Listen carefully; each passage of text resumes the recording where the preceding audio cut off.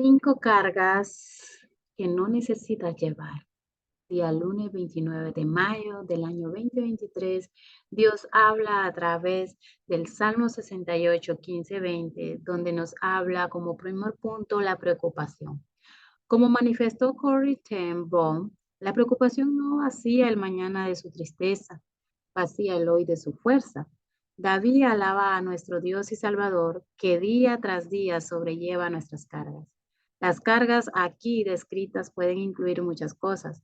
Una de las cargas que Dios soporta por nosotros diariamente es el peso de la preocupación, el estrés y la ansiedad.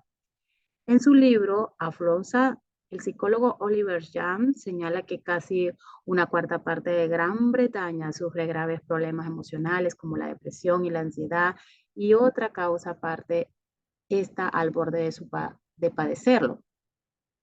Dicho sin rodeos, la mitad de nosotros andamos por mal camino. Recientemente se demostró que aquellos que ganan más de 50.000 euros son más propensos a la depresión y a la ansiedad que los que ganan menos.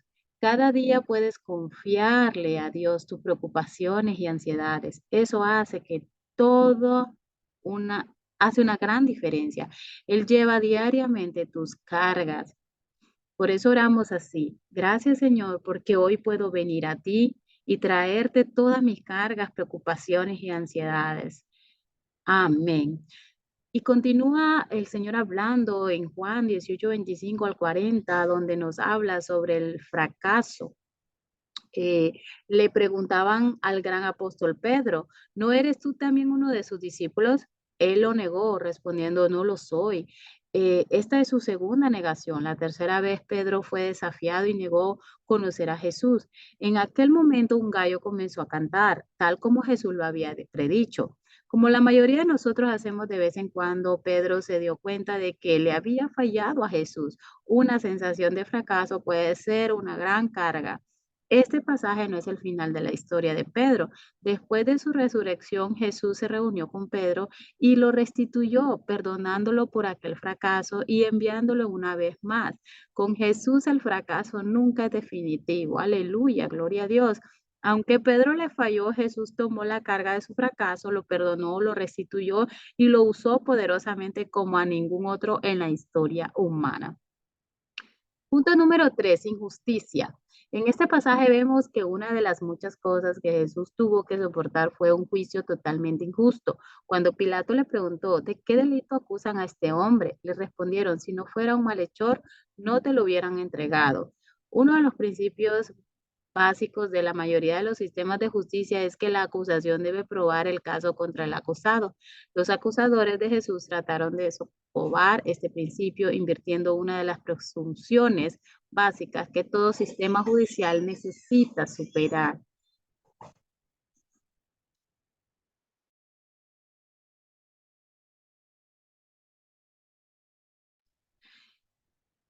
La suposición de que si una persona está siendo juzgada es porque es culpable. Pilato intentó injustamente invertir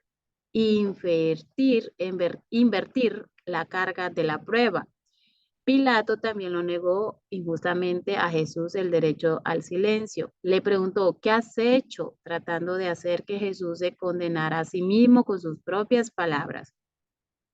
Jesús dice que vino al mundo para dar testimonio de la verdad, a lo cual Pilato respondió, ¿y qué es la verdad? Es casi como si Pilato estuviera cuestionando cómo se hace en nuestra sociedad posmoderna, si existe tal cosa llamada verdad, es decir, la verdad absoluta. Sin embargo, Pilato se encuentra cara a cara con la verdad, Jesucristo, quien sufrió un juicio injusto y peor aún la pena injusta de la crucificación y la muerte, y lo hizo por ti y por mí. Punto número 4, pecado.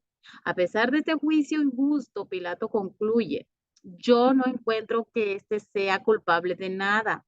Jesús es completamente inocente y Pilato quiere liberarlo, pero la multitud grita, no, a ese hombre no, queremos a Barrabás. Barrabás es un bandido, insurreccionado. Jesús el inocente es condenado a la crucificación, mientras que Barrabás, el pecador, es liberado. El simbolismo es claro. En la cruz Jesús, el inocente, murió para que nosotros los pecadores pudiéramos ser liberados. Él soportó la carga de nuestro pecado. Aleluya, por eso oramos de esta manera. Bendito sea el Señor, nuestro Dios y Salvador. Nuestro Dios es un Dios que salva. El Señor soberano nos libra de la muerte, como lo dice el Salmo 68, 19 al 20. Y para terminar, en 1 Samuel 24:1 al 25, 24:1 y 25:44, habla sobre la culpabilidad. La culpabilidad es una carga horrible. Un invitado a uno de nuestros pequeños grupos, Alfa, describió el sentimiento físico de la culpabilidad como como un muy mal caso de indigestión. Pero la culpa es más que un sentimiento físico, tiene consecuencias emocionales y espirituales muchos más graves. Dios nos ha dado a todos un sentido moral o una conciencia. A menudo nos sentimos culpables porque hemos hecho algo que sabemos que está mal. Sin embargo, nuestras conciencias de seres humanos caídos no son perfectas. A veces experimentamos una falsa culpabilidad. Nos sentimos culpables de cosas que no son realmente nuestra culpa.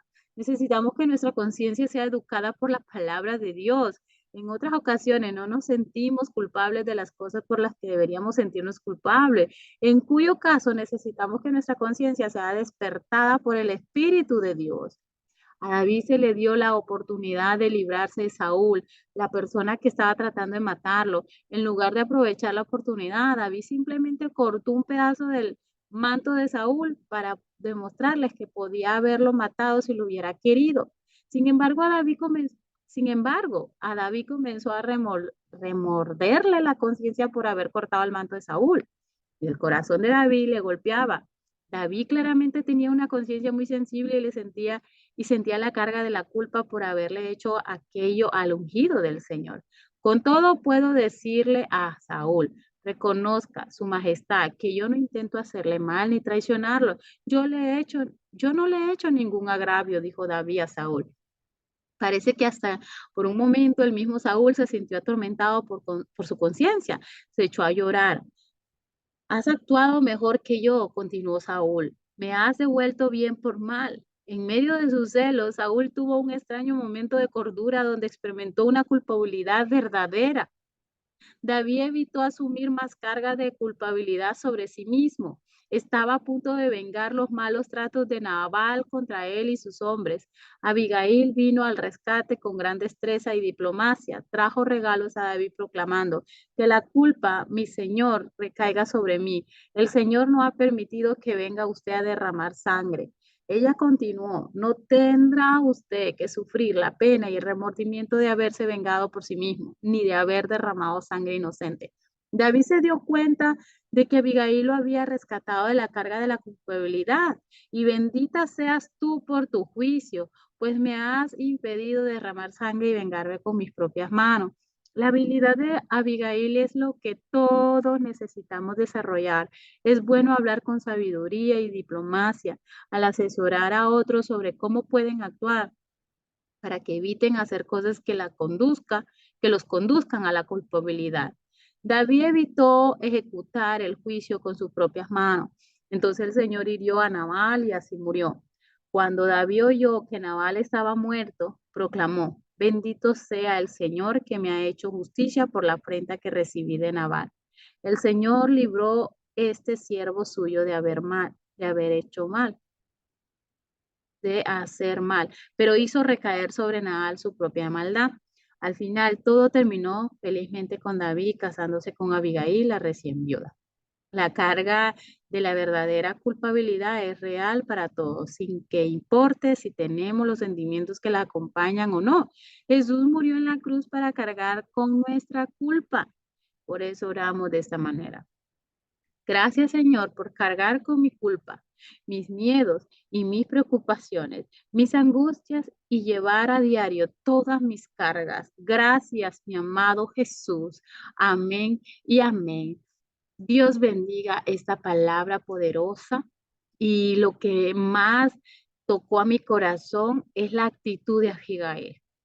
Es la actitud de Abigail que es la que debo como por decir, Dios me habló a mí a través de esta palabra en este párrafo, donde habla de la actitud de David, de Abigail, que debemos tener hacia otras personas, de aconsejarlos, asesorarlos y ayudarlos para que no se sientan culpables de sus errores y carguen con esa culpa toda su vida, sino que vengan a Cristo, ¿verdad? Vengan a Cristo y a mí en una ocasión puedo decir de que yo me sentía culpable por un error que cometí y Jesús me dijo, si yo ya te perdoné, ¿por qué tú no te has perdonado? Y yo tuve que perdonarme, soltar esa culpa, ¿verdad? Y de esa manera tal vez Dios te está hablando a ti también. Así que no te quedes con la visión, déjanos un poderoso like para saber que escuchaste esta palabra, que fue bendición para tu vida y compártela, comparte la bendición con otros. Dios te bendiga y un abrazo y nos conectamos y seguimos escuchando la palabra de Dios el día de mañana, si así Dios lo permite. Bye.